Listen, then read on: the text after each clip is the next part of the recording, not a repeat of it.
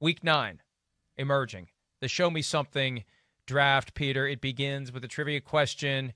Steve King played linebacker for which NFL team from 1973 to 1981?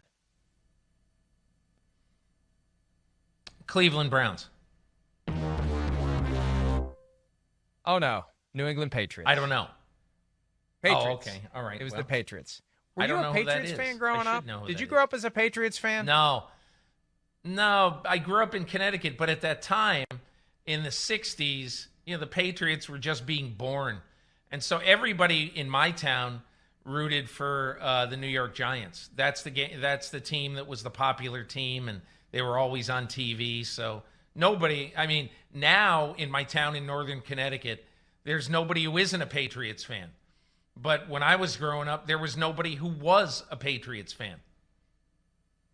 Yeah, and you know what? That makes sense. I mean, people don't understand why folks in West Virginia are Steelers fans because there's a huge rivalry between WVU and Pittsburgh, and people in West Virginia otherwise don't like Pittsburgh. But, hey, there's no pro sports teams in West Virginia, so you got to glom on to the Steelers and the Pirates and the Penguins. All right, first pick for me, a guy who played for the Steelers and is now back, and show me something, Antonio Brown. We've been waiting. This is your opportunity. I can't wait to see what Antonio Brown does. The pressure is clearly on him. We'll see how he can handle it, and we'll see whether or not Tom Brady maybe forces it to him. I don't want to quite say force, but, make sure that the ball goes his way to get him involved, to get him feeling good, to vindicate and validate everything that Brady has done to show faith in Antonio Brown. Show me something, Josh Allen. For the first 4 weeks of this season, you were playing as well as any quarterback in the game. In the last 4 weeks, you're playing as well as Trent Dilfer. So, and that's not being mean, it's just being reality. You are a run-of-the-mill guy right now. And so to me, when I look at this game, Seattle at Buffalo, there's more at stake than just Buffalo trying to protect and even lengthen its lead in the AFC East. It's getting your quarterback back on track. I hate to go to this game because it's relatively meaningless, but at the same time, show me something, Jake Luton. Show me something, because this is a 6th-round pick of the Jacksonville Jaguars, a year after they used a 6th-rounder on Gardner Minshew, and that created Minshew mania.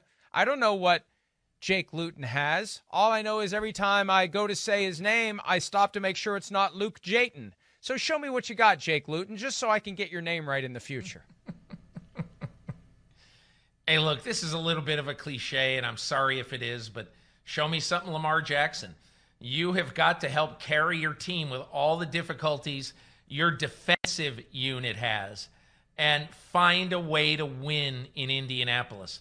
And you know what, Mike? I would not care if Greg Roman comes out with a game plan where he runs it 45 times and where Lamar Jackson throws it 18 times. I don't care.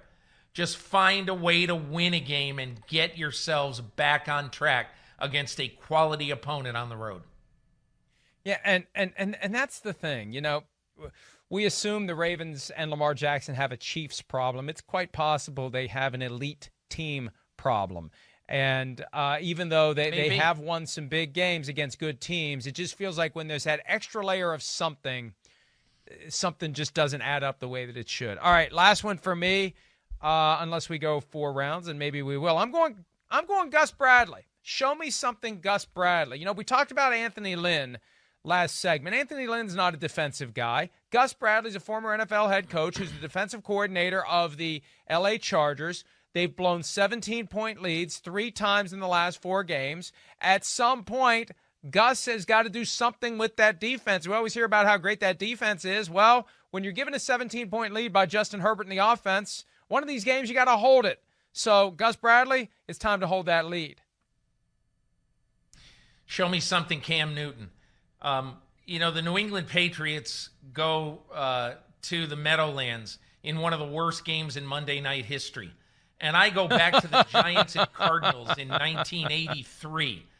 But this is, 2 teams combined 2-13, and both of them out of it. But the reason why I say show me something, Cam Newton, this isn't just show me something for this week. Show me something for your career. Take a team that has a woeful group of skill position players. Lift them. Rising tide lifts all boats. Lift your team like an MVP great quarterback is supposed to do. It's on your shoulders, Cam Newton. Yeah, I agree with you. And I don't think the Monday night game is going to be quite that bad. I actually think that, the Jets, as they go into their bye week, this is their last best chance to win a game, maybe for a while. Who would have ever imagined that the Patriots game would be one that the Jets could look at and say, hey, maybe we have a chance in this.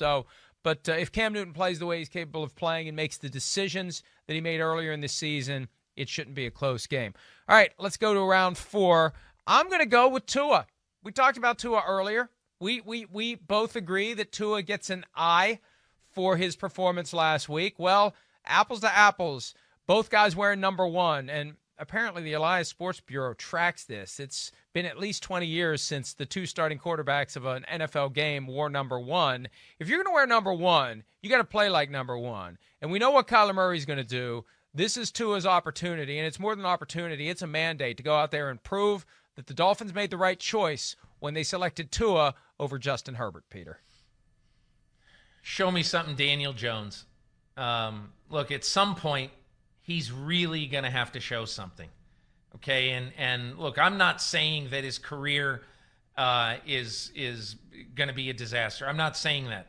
But you almost feel like he's at a little bit of a crossroads right now.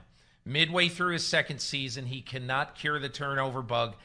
The New York Giants should have beaten the Tampa Bay Buccaneers on Monday. Would have beaten the Tampa Bay Buccaneers if not for 2 idiotic turnovers by Daniel Jones. Okay, so in every game he's played in the NFL, he has either fumbled, I didn't say lost fumble, but he has either fumbled or thrown an interception or both. That must stop. And I'm not saying if you pull him and put in Colt McCoy at some point the rest of this year that the season's over. But at some point, Joe Judge is going to look his team in the eye and he's going to look at them and say, hey, listen, we got to win this game this week. And I'm putting Colt McCoy in because we're turning it over too much. So I think this is the kind of game, a winnable game for the New York Giants. Washington's the only team they can beat. And this is the kind of game that Daniel Jones has to get right. Whether they win or lose this game, Daniel Jones has got to stop being this comedy of errors quarterback. And one thing I've been saying about Daniel Jones all week, he's just good enough to put himself in position to make that big mistake that blows the game. It would be better if he was just worse across the board. Then he wouldn't be making these notable, significant mistakes that turn victory into defeat. Hi, I'm Mike Tirico, and thanks for watching. Make sure to hit subscribe for the latest news and highlights from NBC Sports.